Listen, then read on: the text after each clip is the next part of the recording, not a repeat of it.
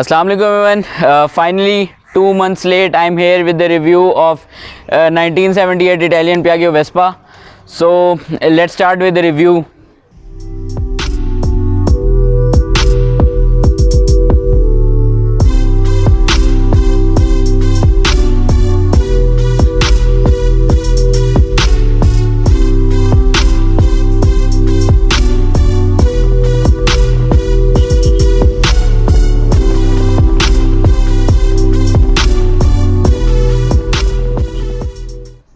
So Vespas were launch in late 1940s और इनकी production जो है वो इटली में होती थी और पाकिस्तान में इंपोर्ट किए जाते थे।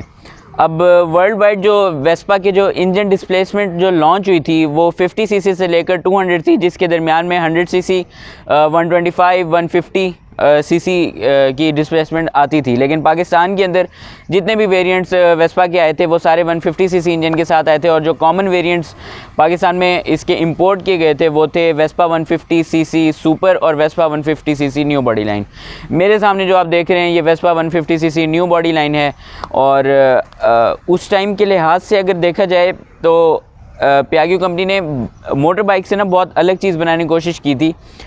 अगर आप इसके बाकी ओवरऑल डिज़ाइन की बात करें, फ्रंट डिज़ाइन की तरफ अगर आप आते हैं तो सबसे पहली चीज़ जो आप नोटिस करते हैं वो है इसकी हेडलाइट, और ये काफ़ी ज़्यादा हाइट पर माउंटेड है। उसके नीचे जो आप देखते हैं वो इसके ये ग्रिल सी जो बनी हुई है, ये बेसिकली इसके अंदर हॉर्न फिट हुआ हुआ है और साइड पे इसके ये एम्बलम है वेस्पा का, ऊपर भी इसकी बैजिंग हुई हुई है पियागियो की। और इससे नीचे जो है ये पूरा इसका मड गार्ड है जो कि काफ़ी बड़ा है और इसके आगे यहाँ पर इसका क्रैश प्रोटेक्टर लगा हुआ है जो कि आफ्टर मार्केट है, आप चाहें तो लगवा सकते हैं। इट इज़ वेरी यूज़फुल, ये पेंट को काफ़ी अच्छा प्रोटेक्ट करता है। और नीचे अगर आप देखें तो ये इसका मड फ्लैप लगा हुआ है।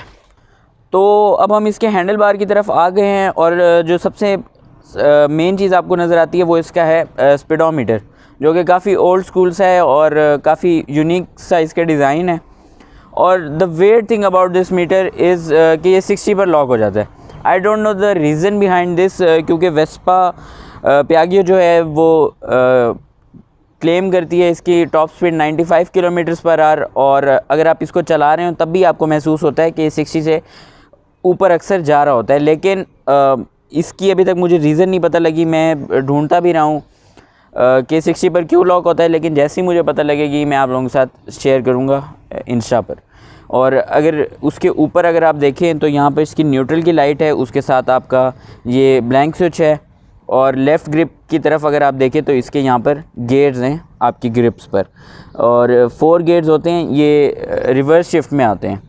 और अगर आप राइट साइड पर आएँ तो आपके यहाँ पर हॉर्न का बटन है, लाइट हाई लो बीम, और ये लाइट ऑन ऑफ, और नीचे किल स्विच है। और अगर आप इसके राइट साइड पर बिल्कुल आ जाएं तो यहाँ पर आपकी एक्सीलरेटर है और फ्रंट ब्रेक है। और अगर आप इसके नीचे की तरफ आते हैं तो ये जो यहाँ पे एक हैंडल सा दिया गया है, इसके अंदर आपका स्पेयर व्हील फिट होता है, लेकिन अभी इस पर नहीं फिट किया हुआ मैंने।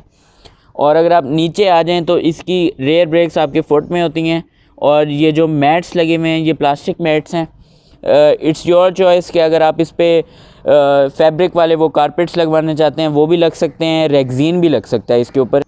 सो देयर इज़ अ रीज़न मैं वेस्पा को एक लो बजट क्रूजिंग मशीन कहता हूँ। The reason is the trunk space and it has a separate key as well. But the annoying thing is कि ट्रंक तो काफ़ी स्पेशियस है, लेकिन जो इसकी ओपनिंग है वो बहुत छोटी है। आई डोंट नो वाई, लेकिन बहुत ज़्यादा छोटी है, आपको अपना सामान रखना काफ़ी ट्रिकी हो जाता है। But it's quite handy to fit your some clothes. Actually it's not quite handy. Okay, निकल आए हैं। And a pair of shoes as well. By the way, don't use plastic bags. So now let's talk about the rear of the Vespa. और सबसे पहली चीज़ जो आप यहाँ पर नोटिस करते हैं वो इसकी ब्रेक लैम्प, जिसका साइज़ काफ़ी बड़ा है। उसके नीचे जो आप देखते हैं वो इसकी नंबर प्लेट की जगह है, और साइड पे सारे क्रैश प्रोटेक्टर्स जो हैं वो कंटिन्यू हो रहे हैं। दीज आर आफ्टर मार्केट, जैसा मैंने आपको पहले बताया था। और यहाँ पर आप एक चीज़ नोटिस करते हैं कि यहाँ पर किसी भी किस्म के टर्न सिग्नल्स नहीं हैं। द मेन रीज़न इज़ कि जिस टाइम की प्रोडक्शन है उस टाइम पर इन चीज़ों का कॉन्सेप्ट नहीं था बाइक्स के अंदर। फॉर एग्ज़ाम्पल अगर आप पुरानी गाड़ियाँ देखते हैं उनके अंदर आपको ना ही तो सीट बेल्ट्स मिलती थी और ना ही साइड मिरर्स मिलते थे, तो इसी तरह बाइक्स के अंदर टर्न सिग्नल्स का कॉन्सेप्ट नहीं था। बाकी अगर आप इसके फ्रंट और रेयर शॉक्स के बारे में बात कर लेते हैं तो they are not good as compared with bikes. अगर आप देखते हैं इसके जो फ्रंट और रेयर शॉक्स हैं वो और टायर हैं वो सिंगल साइड से हेल्ड हुआ है, जिसकी वजह से कंफर्ट में काफ़ी फ़र्क पड़ता है। लेकिन जो राइडर की कंफर्ट को बेहतर बनाने के लिए इसकी सीट के नीचे मोनोशॉक दिया हुआ है। इनफैक्ट आपको ज़्यादा बम्प्स जो हैं फ़ील नहीं होते, लेकिन पैसेंजर की सीट्स के नीचे किसी भी किस्म का शॉक नहीं है, जिसकी वजह से पैसेंजर जो है मुश्किलात से पेश आता है। So finally we are here at the engine bay of the Vespa. और जैसा कि आप सबको पता है ये 150 सीसी का इंजन होता है और ये तकरीबन 8 हॉर्स पावर प्रोड्यूस करता है 5.7 थाउजेंड आरपीएम पर और 12.5 newton metre of torque produce करता है 4.5 थाउजेंड आरपीएम पर। और अगर आप इसके पिकअप की बात करते हैं तो इसका पिकअप अगर आप नॉर्मल 150 सीसी मोटर बाइक से कंपेयर करते हैं तो इसका पिकअप जो है वो कम है। The reason behind this is के इसके जो टायर साइज़ और इसका वेट, इसके टायर साइज़ 10 इंच के इसके टायर होते हैं, काफ़ी छोटे टायर होते हैं, उसकी वजह से पिकअप काफ़ी इफ़ेक्ट होता है। और इसका जो वेट है वो 185 kg इसका ड्राई वेट है। उसकी रीज़न ये है कि इसकी जो पूरी बॉडी है वो सारी मेटल की है, प्लास्टिक का इस्तेमाल कम से कम किया गया है, तो इसका वेट काफ़ी ज़्यादा है। लेकिन अगर आप इसकी टॉप स्पीड की बात करते हैं तो इसकी टॉप स्पीड 95 किलोमीटर्स पर आ रहा है, जैसा कि मैंने आप सबको पहले बताया। और इसका पिकअप 70 सीसी बाइक से फिर भी ज़्यादा है। और अगर आप इसके इंजन की इंटरेस्टिंग चीज़ों के बारे में बात करते हैं तो इंटरेस्टिंग चीज़ें हैं कि इसके अंदर चेन नहीं है, इसका जो इंजन है वही इसका स्विंग आर्म है, इसका जो टायर है डायरेक्टली इंजन पर फिट हुआ हुआ है और इसके अंदर बैटरी भी नहीं आती। Now you people are wondering कि इसकी लाइट्स किस तरह ऑपरेट होती होंगी, तो इसकी लाइट्स जो हैं वो डायरेक्टली वेरी कर रही होती हैं आपके आरपीएम के साथ। और आप का जो हॉर्न का भी सेम यही केस है, जितना ज़्यादा आरपीएम होगा उतनी लाइट की ब्राइटनेस होगी। और if you want to install LEDs और आपको इलेक्ट्रॉनिक्स की कोई चीज़ें वगैरह लगवानी है, आपको कोई हॉर्न दूसरा लगवाना है, so you can have after market battery और वो आपके ट्रंक के अंदर आराम से फिट हो सकती है।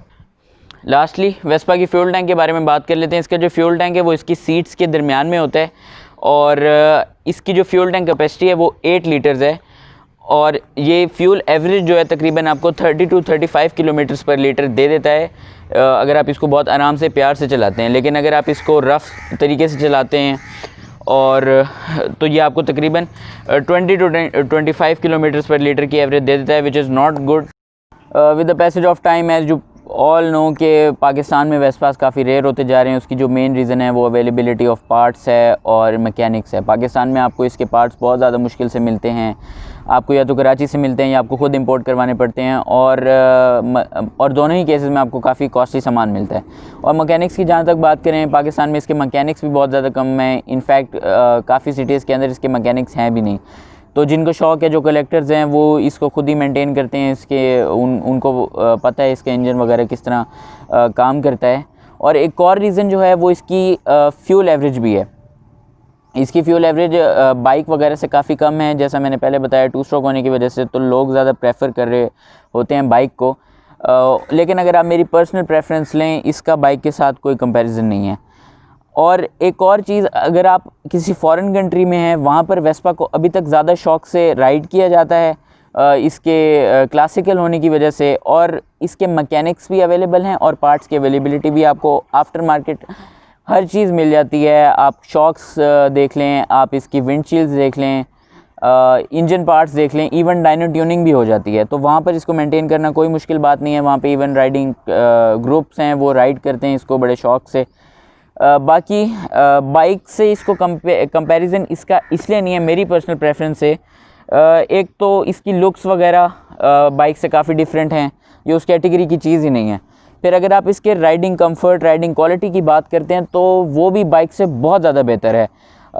आप इसका सिटिंग पोस्चर देख लें और वो काफ़ी अच्छा है, आप काफ़ी कंफर्टेबली राइड करते हैं। ये जो राइडर है सिर्फ उसके लिए, पैसेंजर के लिए इतना ज़्यादा कंफर्टेबल इसके नहीं है। मैंने पहले भी बताया सीट के नीचे शॉक भी नहीं है उसकी वजह से भी, और सिटिंग पोजीशन भी कोई इतनी ज़्यादा पैसेंजर के लिए कोई ख़ास नहीं है। बाकी इसके अंदर वाइब्रेशन बहुत ज़्यादा कंट्रोल्ड है। आप इसको इवन हाई स्पीड पर भी चला रहे हो 90 to 100 की स्पीड पर, तो ये काफ़ी ज़्यादा जो है स्टेबल चलता है। इसकी ब्रेकिंग बाइक से काफ़ी बेहतर है। सो आई होप आप लोगों को मेरा छोटा सा रिव्यू पसंद आया होगा। टाइम के साथ साथ गाड़ियों के रिव्यू भी आएंगे और I will be uploading videos very frequently इंशाल्लाह। और अगर आपको वीडियो पसंद आई है तो चैनल को सब्सक्राइब करें, वीडियो को लाइक करें और अपने दोस्तों के साथ शेयर करें। और मैंने अभी वीडियो के बिल्कुल एंड में जो है एक छोटी सी राइड रखी हुई है, राइड मैंने शूट की थी। वो उसका शूट करने का मकसद ये था, मैंने आपको इसके मीटर को दिखाना था। मैंने आपको जैसे वीडियो में बताया इसका मीटर जो है 60 पर लॉक हो जाता है, लेकिन स्पीड इंक्रीज़ कर रही होती है। तो वो चीज़ मैंने आपको दिखानी थी कि इसका जो मीटर है वो लॉक हो जाता है। तो आप उसको देखें और नेक्स्ट वीडियो के लिए तब तक के लिए अल्लाह हाफ़िज़।